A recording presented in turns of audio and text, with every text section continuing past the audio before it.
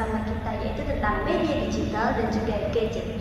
Nah, dalam video kali ini kita bakal ngobrolin bareng temen aku, yaitu Irina. Halo Dina, apa kabar? Halo Sayati, halo teman-teman semua. Hari ini cuacanya cukup panas ya teman-teman, tapi kita harus tetap semangat, tetap produktif untuk hari ini. Kira-kira kita mau bahas apa ya? Masih seru banget sih topik hari ini.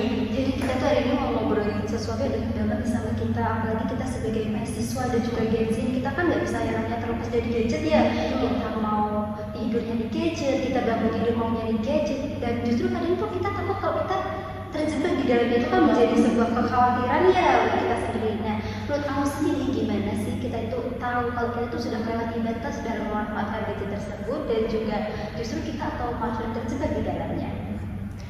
Iya, pertanyaannya bagus banget ya, cukup menarik nih untuk di zaman sekarang atau era sekarang yang serba apapun digital, media sosial, gangguan di mana-mana.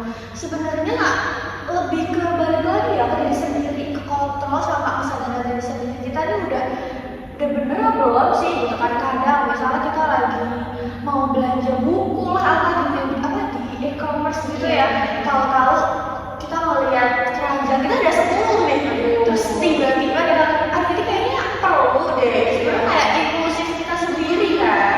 Terus kayak misalnya kita lagi nugas atau apa, HP kita di samping kita, pasti gak sih kalau kita lihat notif itu kayak Iya banget itu. kayaknya balas dulu deh, kalau 15 menit kemudian gitu. Sebenarnya ya balik lagi sih, kesadaran diri kita sendiri tuh sebenarnya udah baik apa belum nih buat kita bersosial media, melihat digital yang di era sekarang ya gitu.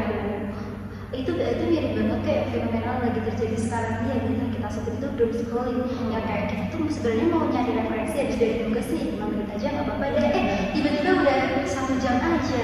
Nah, menurut kamu sendiri gimana sih, ada nggak sih tips biar kita itu terhindar dari fenomena ini sendiri? Sebenarnya kita harus meng-highlight ya, kayak sinyal-sinyal kita nih udah termasuk impulsif abuse atau belum. Kadang juga kita nih kepengaruh gak sih sama emosional kita, sama fisik kita, yang misalnya kita scroll tadi kita bilang scroll tiba-tiba 2 jam gitu kan, itu cukup capek sih, apalagi dilihat dari mata ya. Matanya dia melihat radiasi, paparan radiasi ini cukup parah banget sih juga. Mungkin dari aku tipsnya kayak kita kan ada ya aplikasi timer peraplikasian sama ada notifikasi kita tuh udah berapa jam pemakaian, beneran ya. Itu sih sebenarnya tips dari aku juga, itu bisa kita gunakan itu dengan baik. Terus kita juga kembali lagi ke kontrol diri kita, udah bener belum sih penggunaan dalam aplikasi handphone ini, kita ini udah diperbudak oleh handphonenya, atau sebenarnya kita menggunakan aplikasi ini dengan tepat apa enggak, itu sih salah satu tipsnya. Iya benar banget sih, kadang itu apalagi kalau kita misalnya nugas ya, kita kan udah terpapar sama sinyal, terus ditambah lagi kita tuh megang HP ini, nantinya scroll kan itu kayak jadi double personal begini ya. Jadi kayak tapi kita sendiri sebagai mahasiswa atau mungkin pekerja kreatif di luar sana, itu kan kadang kita itu harus tetap absen nih dalam media digital nih, atau mungkin sebagai personal branding atau mungkin cari uang. Nah, gimana caranya biar kita itu tetap produktif di media digital tapi kita tetap hidup di dunia nyata gitu loh? Pertanyaan menarik banget sih ini. Sebenarnya kuncinya tuh di mindful digital ya.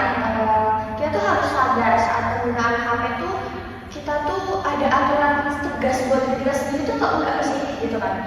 Misalnya kita ada di zonasi yang mungkin lagi nyaman banget, kita emang butuh scrolling, kita butuh hiburan, tapi tuh cara kitanya gimana ya, tegas sama diri kita nih sudah berpegang teguh apa belum gitu. Terus kan kadang kita ada mempergunakan waktu untuk perlunya berinteraksi di dunia sosial yang nyata, lalu dunia maya itu kan sangat berbeda ya.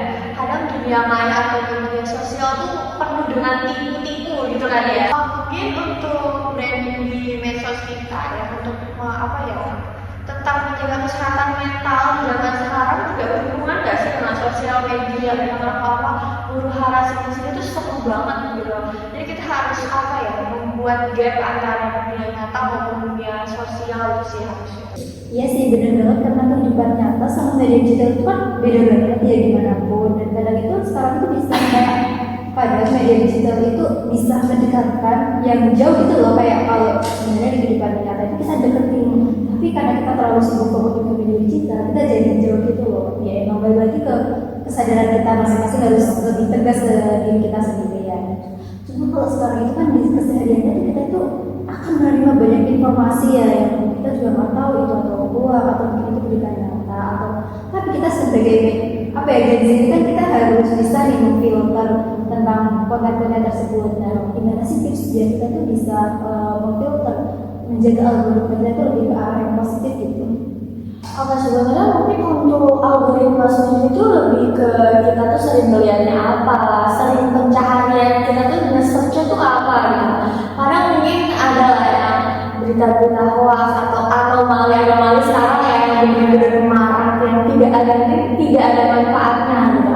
Sebenarnya untuk itu balik lagi sih, misalnya kita mau nyari informasi yang emang bernilai positif atau bernilai edukatif sendiri itu kita melihat search-nya tuh apa. Itu mengedukasi untuk dirinya itu atau enggak. Kalau misalnya tadi misalnya ya semacam hoax atau huru hara netizen di era sekarang yang lebih baik sih, jadi aku mungkin kita bisa kita report diri kita sendiri aja. Kalau misalnya tidak mau orang lain juga kita report diri kita sendiri, terus bisa kalau misalnya kita tidak nyaman bisa di unfollow atau di blok aja daripada kita menjadi bahan netizen yang kurang apa ya terus yang beranggapan negatif. Ini kita menjadi netizen yang lebih baik aja sih.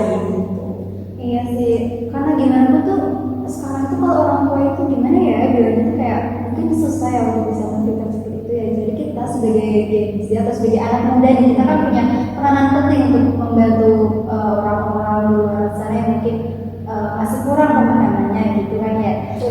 Tapi kita sendiri tuh kadang merasa kayak di luar sana nih para penonton kadang merasa kayaknya aku tuh udah ketergantungan deh, udah kecanduan. Dan gimana sih caranya kayak anak kecil untuk kita bisa mulai hari ini untuk menghindari fenomena tersebut? Oke, sebenarnya untuk anak kecilnya lagi balik lagi ke diri kita masing-masing. Kita perlu detox media sosial atau enggak gitu sih. Mungkin ada 4 tips sekali ya. Yang pertama mungkin kita tuh jangan terpaku sama media sosial, dari gaya hidupnya, dari pola-pola kebiasaan orang-orang tuh harus kita filter lagi. Ini tuh baik untuk diri kita atau sebenarnya ini cuma keluar di media sosial atau digital doang sih gitu. Terus mungkin selanjutnya kalau misalnya kita tuh harus apa ya aware sama diri kita sendiri untuk kesehatan mental, kesehatan fisik dari kitanya. Kalau misalnya kita sudah terlihat capek, kelelahan melihat media sosial itu pasti udah kayak kita sudah ada tanda-tanda dari tubuh kita. Itu kita juga harus aware sama mental maupun fisik kita. Terus mungkin kita harus punya hobi sih, punya hobi yang mendukung kita supaya kita tuh lebih positif dan lebih maju ke depannya seperti itu. Terus yang terakhir mungkin kalau misalnya kita perlu mengaktifkan yang namanya penggunaan aplikasi bijak atau timer yang ada di WhatsApp itu kita bisa gunakan sih. Mungkin itu sih. Oke, berarti kayak kita tuh jangan yang FOMO gitu ya. Apalagi kita sebagai cewek itu kadang tuh kayak ini lucu nih, jadi mau beli. Kadang tuh kita tuh beli sesuatu itu tuh bukan karena kebutuhan, tapi karena keinginan gitu. Diri sendiri itu kan emang berdampaknya nggak cuma di bagian fisik aja ya. Kalau fisik itu kalau terpapar mata kita sendiri juga bisa berbahaya, tapi juga ngaruh ke mental kita karena kita kan sering banget lihat konten-konten orang yang mungkin kayak dia lebih sukses nih dari aku, kan pasti akan menimbulkan rasa insecure. Iya, dan itu jatuhnya ke mental kita. Dan kita juga harus aware kalau mungkin energi kita nih habis kayak aduh kita harus perlu istirahat emang yang benar kembali ke kehidupan kita gitu kan ya. Betul banget sih. Sebenarnya balik lagi sih ke teknologi yang sudah maju ini tuh kita yang menguasai atau malah teknologi yang menguasai kita sih. Iya, emang balik lagi tuh kita harus punya peranan penting sendiri dari diri kita sendiri. Kita yang mau sendiri, kita harus punya komitmen untuk berubah. Dan juga yang pastinya jangan sampai media digital itu justru akan mempengaruhi kita dari ke arah yang baik, karena sebenarnya media digital itu bisa diarahkan ke arah yang lebih baik lagi, ke arah yang positif. Kita bisa mengupgrade diri kita secara maksimal, atau juga kebalikannya nanti bisa menjerumuskan kita ke jurang yang lebih dalam. Terakhir deh, ada yang mau disampaikan nggak teman-teman, apa sih untuk nasihat anak-anak sekarang, para pemuda deh? Mungkin sih ya, kalau anak muda sekarang apalagi era kita di Gen Z ya, kita tuh apalagi udah melek banget harusnya yang namanya teknologi digital, cara penggunaannya bijak atau gimana cara yang apa ya, yang buruk-buruk itu harusnya kita bisa pilah-pilah sendiri.